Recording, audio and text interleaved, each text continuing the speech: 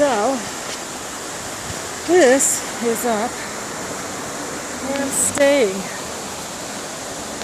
It's really hard to see through all this brush, but there's the river down there. It's quite a ways down from the townhouse I'm staying in. Right there, you can see the brown roof and the bays going up. That's the part that I'm in. Gated, of course. It's lovely here.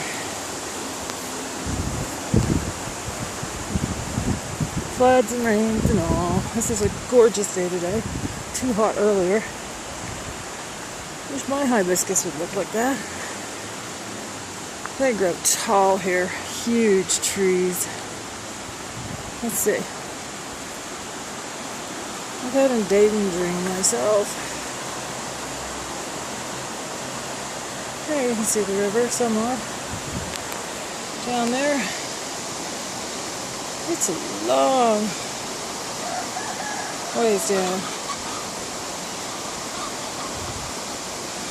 So, that's it for today from Paute. I've been just downtown, picked up some bread, some tuna, since I can't seem to find the rotisserie place.